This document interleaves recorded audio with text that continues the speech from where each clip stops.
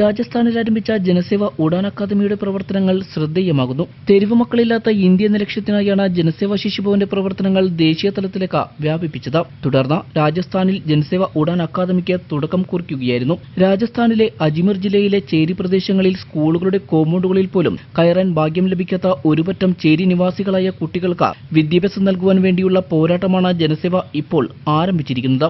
ഈ പ്രവർത്തനങ്ങളുടെ ഭാഗമായാണ് ജനസേവ ഉഡാൻ അക്കാദമി എന്ന പേരിൽ ഒരു പാരലൽ സ്കൂൾ അവർക്ക് വേണ്ടി ജനസേവ അവിടെ ഒരുക്കിയിരിക്കുന്നത്. ഭക്ഷണം, പാർപ്പിടം, വിദ്യാഭ്യാസം, വോട്ടവകാശം, ആധാർ കാർഡ് തുടങ്ങിയ അടിസ്ഥാന ആവശ്യങ്ങൾ അവർക്ക് നേടിക്കൊടുക്കുകയാണ് ജനസേവയുടെ ലക്ഷ്യമെന്ന് ചെയർമാൻ ജോസ് മാവിലി പറയുന്നു. ഇവിടുത്തെ കൊച്ചുമക്കളുടെ ഡാൻസ് കലാപരിപാടികളൊക്കെ കണ്ടുകൊണ്ടിരിക്കുകയാണ്. ആദ്യമായിട്ടാണ് ഇവർ ഡാൻസൊക്കെ ചെയ്യണത്. ഇവർ ഇന്നവരെ സ്കൂളിൽ പോകാത്ത കൊച്ചുമക്കളാണ്. ഇവർക്കൊക്കെ ഹായ് ഹായ് ഹായ്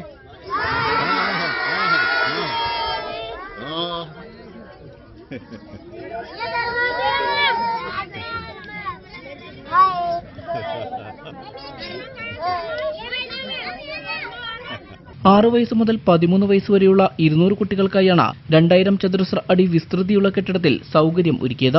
എന്നാൽ കുട്ടികളുടെ എണ്ണം ഇപ്പോൾ 400 കടന്നു.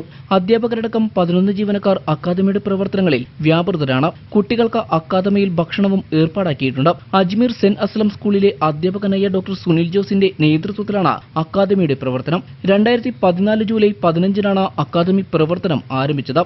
ആദ്യമായി സ്കൂളിലെത്തിയ സന്തോഷം ഈ കൊച്ചു കുരുന്നുകളുടെ മുഖത്ത് കാണാൻ സാധിക്കും.